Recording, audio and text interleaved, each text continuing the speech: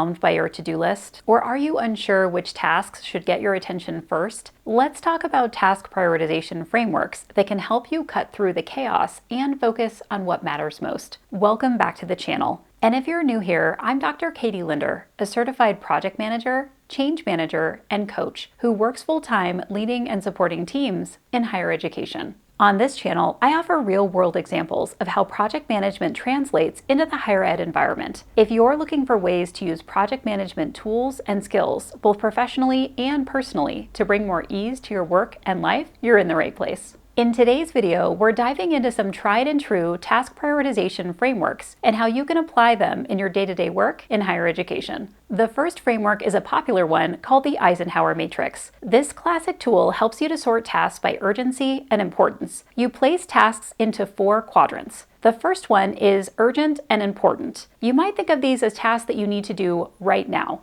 An example might be a student accessibility complaint is escalated to the provost's office and requires immediate documentation and follow-up. This is both urgent and important because it directly impacts student success and compliance with institutional policies. The second quadrant is important but not urgent. These are things that you might schedule a little further out. For example, preparing materials for an accreditation visit scheduled 6 months from now. It's crucial for institutional reputation and compliance, but there is time to create a plan and to work on it methodically.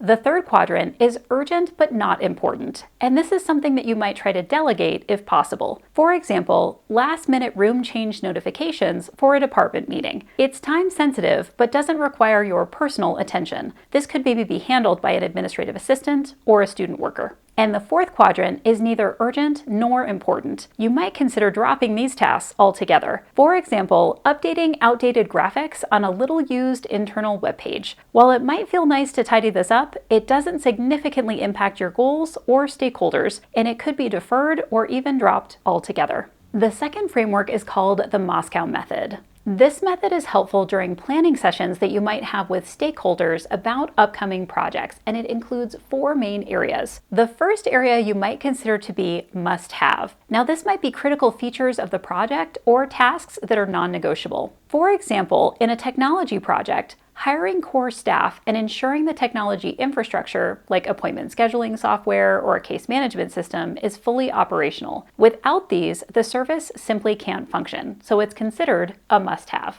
The second area is should have. This is important things, but maybe not vital. You could potentially also have workarounds for these particular tasks or components. For example, formal training sessions for staff before a launch. While highly beneficial for quality and consistency, you could start with informal mentoring or job shadowing if time or resources were tight. The third area is could have. These are things you might consider to be nice to have, but not essential. For example, designing and ordering branded swag for outreach events. These items enhance student engagement, but aren't necessarily for the core service delivery. And the fourth area is won't have for now. This is not a priority in the current project cycle. For example, developing a full mobile app version of a service. It might be on the roadmap, but it's not essential for the initial launch and could be deferred to a future phase. The third prioritization framework is the ABCDE method, which offers a simpler system where you rank tasks from very important or must-do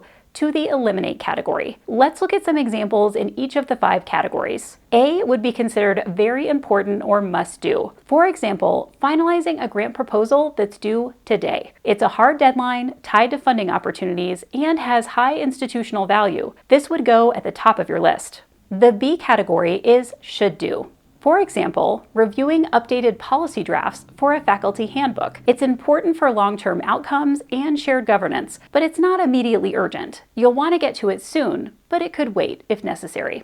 The third category, C, is nice to do. For example, writing a congratulatory note to a colleague who just received tenure. It's a thoughtful gesture and great for relationship building, but there are no consequences if that gets delayed. The fourth category, D, is delegate. For example, compiling RSVP lists for an upcoming workshop. This task is necessary, but someone else on your team might be able to easily take it on. And then E for eliminate. For example, reading a non-urgent newsletter that doesn't add value to your current priorities. It may feel productive, but it can be cut to free up time for more critical work. This is a great method to try when you need to triage your weekly to-do list or prep for a busy day of meetings. The final framework is the Impact Effort Matrix. This framework is great for collaborative environments and strategic planning. In this method, you plot tasks based on their impact and the effort that's required to complete them. The first category is high impact and low effort. You would definitely want to do these first. For example, updating key dates and contact information on a high-traffic student services webpage. It takes minutes, but significantly improves the user experience and can reduce confusion. The second category is high impact and high effort. You'd probably want to have a bit more of a plan for these. For example, designing and launching a new first-year student onboarding program. It can transform retention and engagement, but it requires cross-departmental collaboration, planning, and resources. The third category is low impact and low effort. This would be things you can do if you have the time. For example, tidying up shared folders or renaming internal file structures. It helps with organization, but it's not critical, and it could be done during a slower period. The fourth category is low impact and high effort, and this is one that you might reconsider or drop altogether. For example, creating a comprehensive social media campaign for a low attendance workshop. It takes significant time and design work, but the return on investment is minimal. It might be better to focus that energy elsewhere. Each of these task prioritization frameworks offers a different lens to help you prioritize with intention. You might even combine them depending on your project or your personal style. Let me know in the comments below which framework you're most likely to try, or if you have a favorite method that wasn't mentioned here.